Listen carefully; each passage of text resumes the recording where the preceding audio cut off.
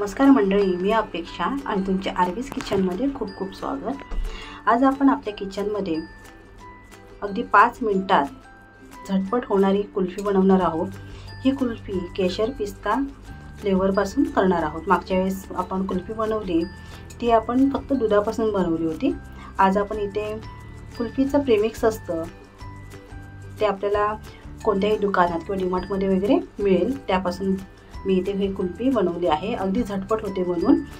आणि तर इथे बघा, इथे सुरुवातीला मी गॅस चालू केला नाहीये। तर सुरुवातीला इथे मी एका पॅनमध्ये अर्धा लिटर दूध घेतलं आहे। या दुधामध्येच आपल्याला आईस्क्रीमची पावडर असते, आईस्क्रीमचं जे प्रेमिक्स आहे हे पावडर मी या दुधामध्ये ओतणार आहे। आणि आपल्याला अगोदर ही पावडर व्यवस्थित या दुधामध्ये मिक्स करून घ्यायची आहे। अजिबात कुठेही गुठळ्या राहायला नाही पाहिजे। अशा प्रकारे पूर्ण पावडर मिक्स करून झाल्यानंतर आपल्याला गॅस चालू करायचा आणि मध्यम आचेवर आपल्याला हे दूध उकळून घ्यायचं आहे। सध्या एवढी उष्णता वाढली, एवढं उकळतंय, अशा वातावरणात आपल्याला काहीतरी थंडगार खाण्याची किंवा पिण्याची इच्छा होते। म्हणूनच मी इथे आज पुन्हा एकदा कुल्फीची रेसिपी घेऊन आली आहे। इथे मी गॅस चालू केला आहे। आता गॅस चालू केल्यानंतर आपल्याला हे दूध सतत अशा प्रकारे ढवळत राहायचं आहे, कारण जर आपण ढवळलं नाही ना तर खाली करपू शकतं। त्यामुळे सतत ढवळत राहायचं आहे। आणि पॅनच्या बाजूला कडेने जी दुधाची साई असते, मलई असते, ती काढून आपल्याला या दुधामध्ये मिक्स करायची आहे।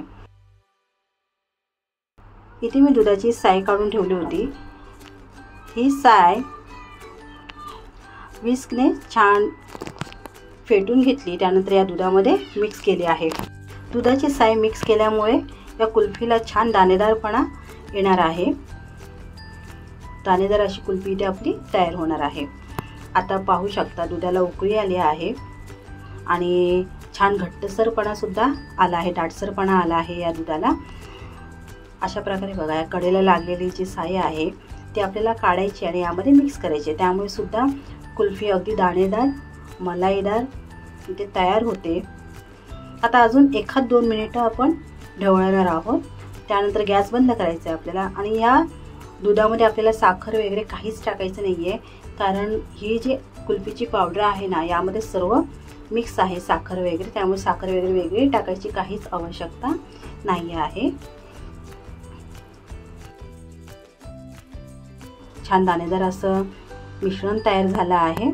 आता आपण गॅस बंद करूया आणि हे दूध आहे ना पूर्ण थंड झाल्यानंतर आपल्याला पुढची प्रोसेस करायची आहे।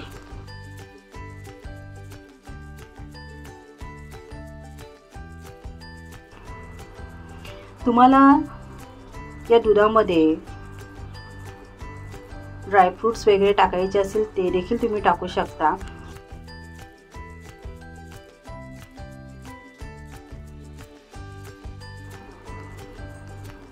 आता हे दूध बघा थंड झाल्यानंतर या दुधाला किती घट्ट, किती दाटसरपणा आला आहे,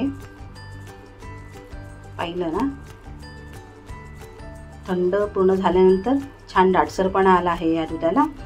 आता हे कुल्फीचं मिश्रण मी इथे बघा असे हे ग्लास घेतले आहेत किंवा एकसारख्या वाट्या घ्यायच्या, यामध्ये आपण कुल्फी सेट करून घेणार आहोत। सर्वांकडेच कुल्फीचे मोल्ड नसतात, त्यामुळे अशा प्रकारे आपण ग्लासमध्ये किंवा वाट्यांमध्ये सुद्धा कुल्फी तयार करू शकतो।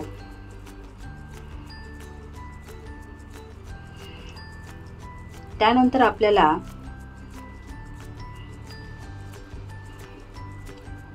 इथे सर्व ग्लास, पेल्यामध्ये, वाटीमध्ये हे मिश्रण ओतून झाल्यानंतर आता आपल्याला महत्त्वाची स्टेप करायची आहे।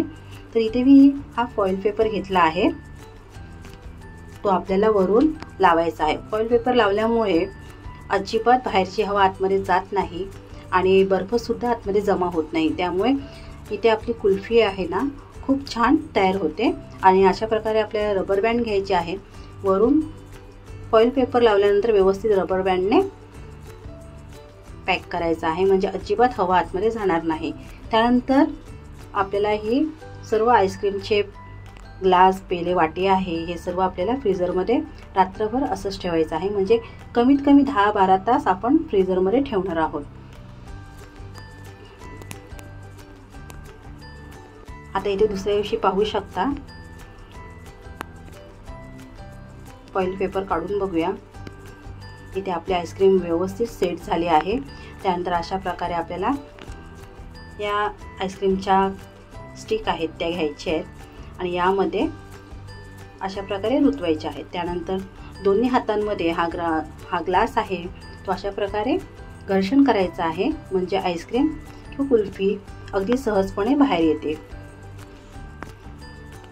इथे बघू शकता अगदी दाणेदार मलाईदार अशी आपली कुल्फी छान अशी तयार झाली आहे आणि अजिबात यामध्ये बर्फ तयार होत नाही। अगदी झटपट अशी ही कुल्फी बनून तयार होते।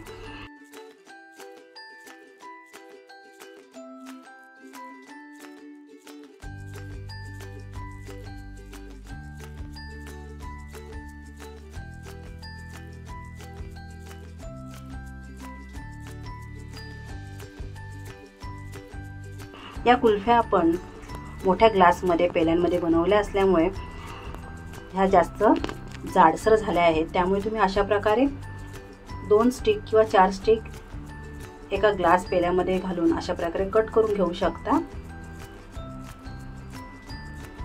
आणि तुम्ही तुमच्या मुलांना, घरातल्यांना खायला देऊ शकता। चला तर मग तुम्हाला जर माझी आजची रेसिपी आवडली असेल तर नक्की लाईक करा, जास्तीत जास्त तुमच्या मित्रमंडळींना, नातेवाईकांना शेअर करा आणि अजूनही तुम्ही आपल्या चॅनलवर नवीन असाल तर नक्की सबस्क्राईब करा। धन्यवाद।